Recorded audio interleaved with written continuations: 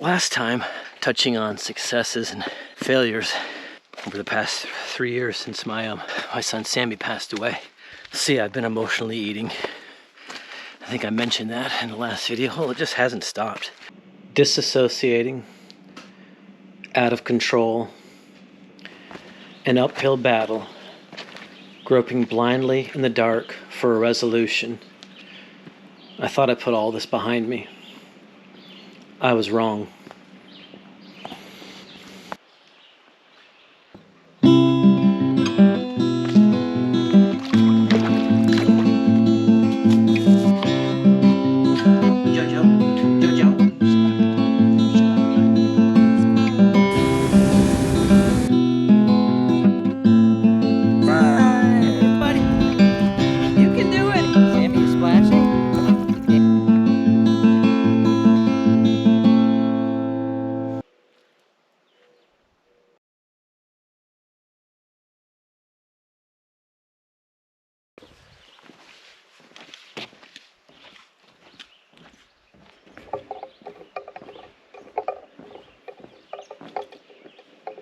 Doing giant Rocky Peak Ridge. Whew. Yeah, I'm feeling it today. Ooh, man. This is like some steep stuff. I think it's 4,000 something elevation gain overall today. And it just starts out steep, and that's what it is. Last time I was touching on successes and failures, and I've been having a rough time. I was doing great with everything, exercise, eating, but had a little rough patch. I want to talk more about that today because I got to be honest, I'm struggling. I don't mean this hike. Yeah, this hike is gonna hand my ass to me, but I'm just struggling in life. It hasn't really stopped. I'm having an impossible time pushing past this. All this talk of leaning in, recreating myself, all this talk about grit. Oh my goodness. I'm gonna start with the eating. Had a whole bunch of symptoms. Anyway, went to the doctors, found out a bunch of stuff: high cholesterol, acid reflux, fatty liver, pre-diabetic, obese. My body was telling me, you've worked itself into a rough place over the past 3 years since my son Sammy passed away. A loss like that obliterates you into a million pieces, each one in pain. I found myself in the dark again, in agony, trying to maintain my balance on a foundation of grief. Whew. Whew, man. Yeah. Ooh, this is tricky. Yep. Ooh. Okay. Oh. Ooh, that was some steep stuff. Anyway, see, I've been emotionally eating. I think I mentioned that in the last video. Well, it just hasn't stopped. Snacking, binge snacking, binge eating. And also the way I've been doing it, like, if I recorded myself, I'm sure it would look dysfunctional and kind of sad, I guess. I mean, I've been, like, for example, I'll make myself more than I should, eat all that, and then I'll see that she hasn't eaten all hers, and so I'll pick up the plates, like I'm gonna clear them, and then I go in the other room, in the kitchen. Before I dump stuff in the trash, I'll scarf down what's on her plate and then go eat a couple chocolate donuts. I'm kind of doing it in secret, but it's weird because I feel like I also, for the past few weeks, have been kind of disassociating because it's like I'm on autopilot almost. Like, I realize what I'm doing, but I don't realize what I'm doing. I just kind of do it. I haven't really been thinking about it except for in spurts, I can almost picture the mask come over my face, the mask I've seen others wear as they lose themselves in their addiction, a hazy presence, present in nothing but the act, but also not present in that, Perhaps because, despite the brain needing that self-soothing it's been wired toward pursuing, a part of you, a part of me, knows I'm also hurting myself, hence the mask, that shadow of myself I become during the act.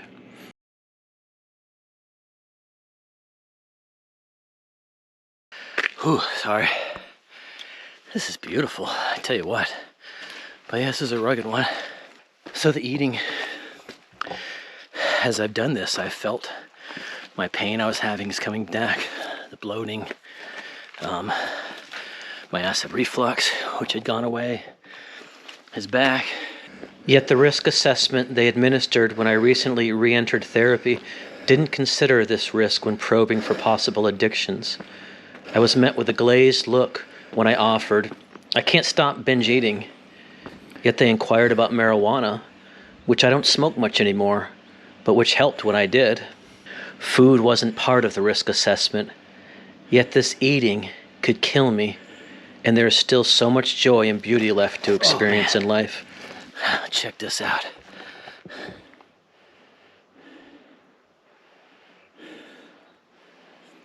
Beautiful. Ooh, these rocks can be slippery. Just trying to be careful. I've been depressed about that because it was feeling good. And I'm not gonna let it defeat me, you know. Pick myself back up. That's why I'm out hiking today. I almost didn't go today. I had a hard time getting up this morning. And I'm glad I did, because I'm feeling good right now. Oh man, this is a little technical right here. I'm sorry, I gotta look at this again. This is just beautiful.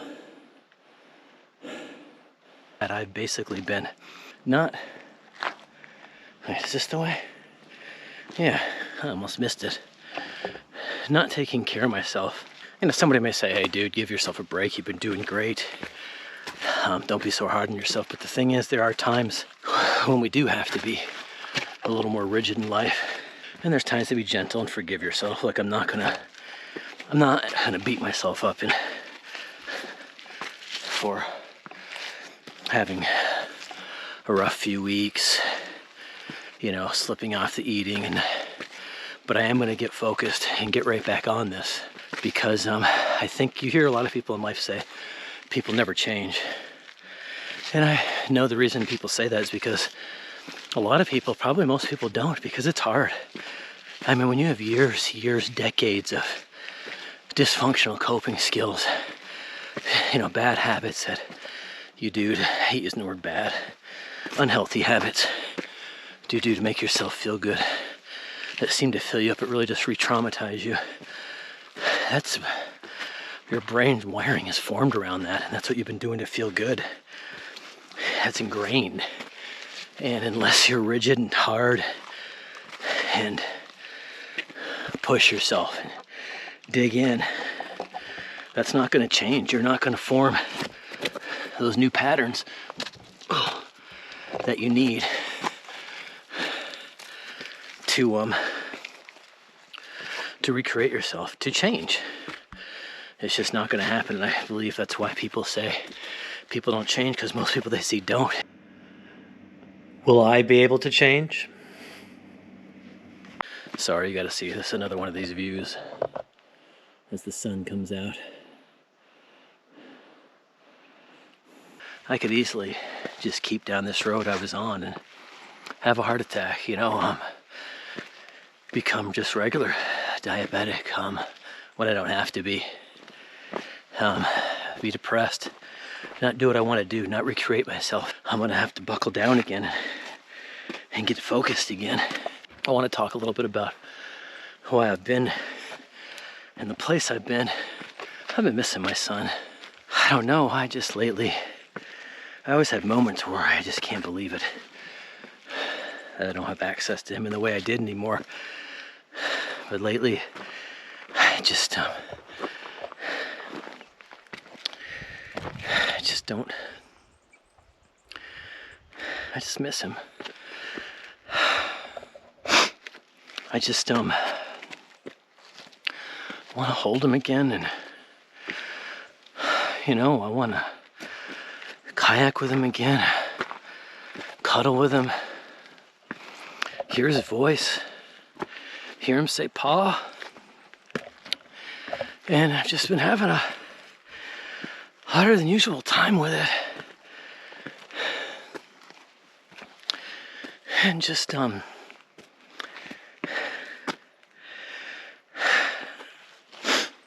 just can't believe he's gone, and it's just incredibly difficult to accept. And at times, difficult to express.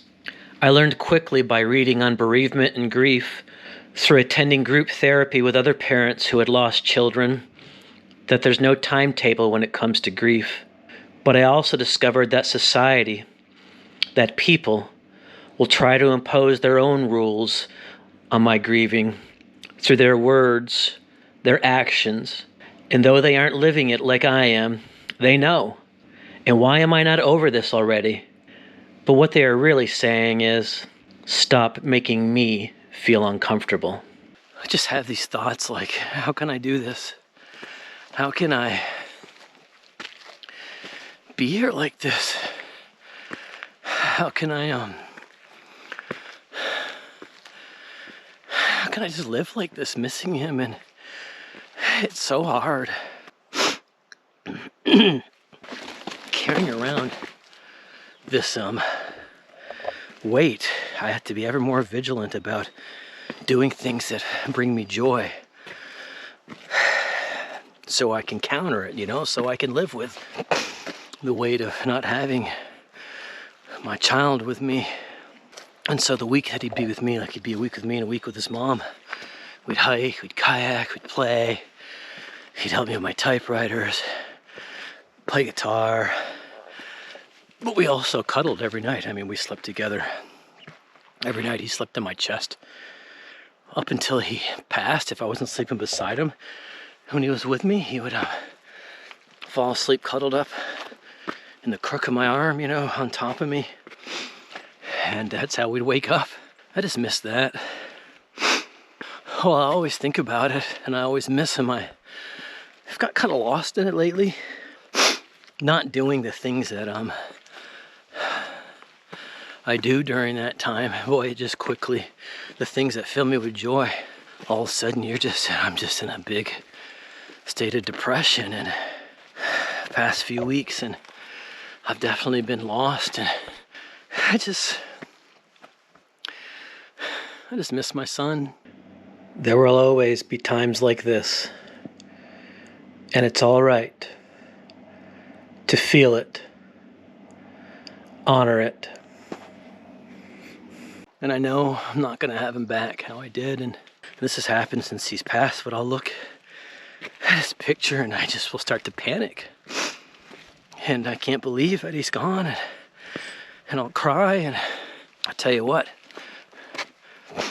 Well, yeah, there's times to be gentle. There's times to dig down and push, because if I don't dig down, if I don't get that grit, if I don't get back up on my feet and do what I need to do, then I could lose myself there and just stay on top of this living life stuff, you know?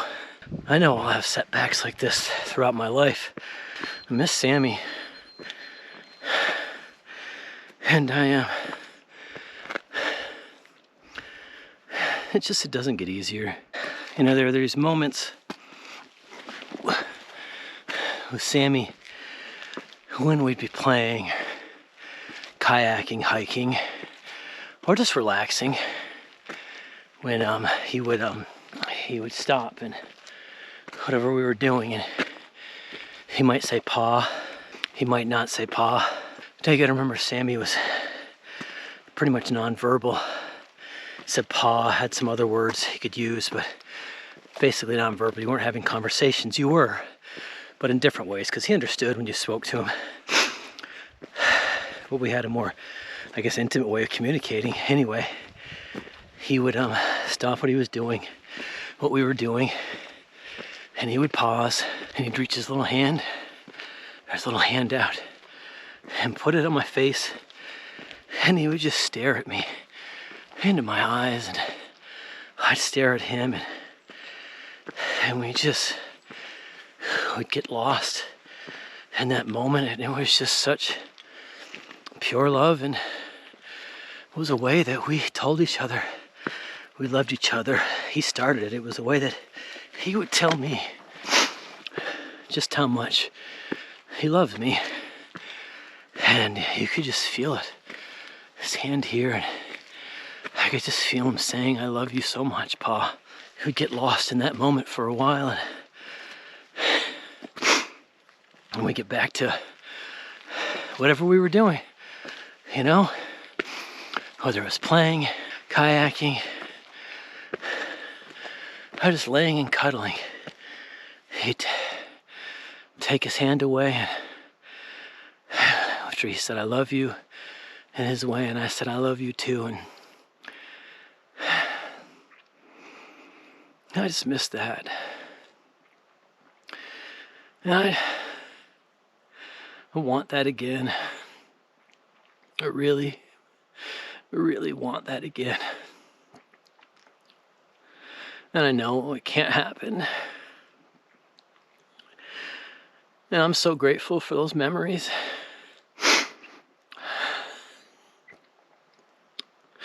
It's just so hard.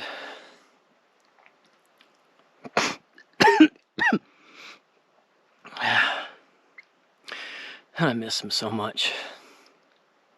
Miss you, Sammy. So I'm moving forward once again, in the moment, but with an eye toward growing, but also admitting I'm out of control right now. And just like grieving has been difficult, because it's grief, but also society's dysfunctional relationship with grief, this binge eating too will be difficult to move past. Because, well, it's addiction, but also because society has worked its way into this dysfunctional place with eating and obesity, where facts have become offensive and therefore unspoken out of fear, pain, trauma. All I know is that anything I keep secret still has power over me, and I no longer want to be powerless with this addiction.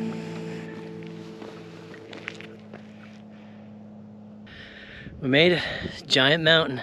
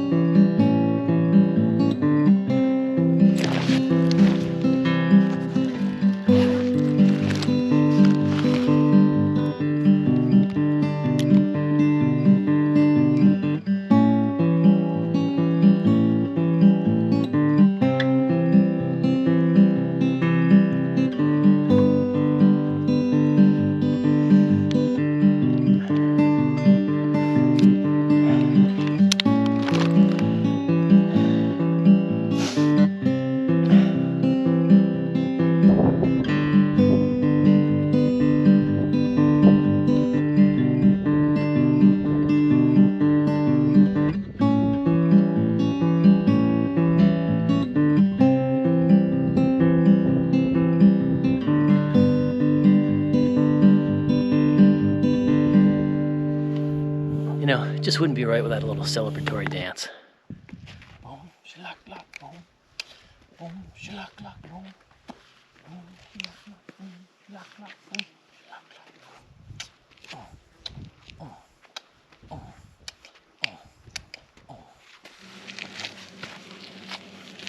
Oh.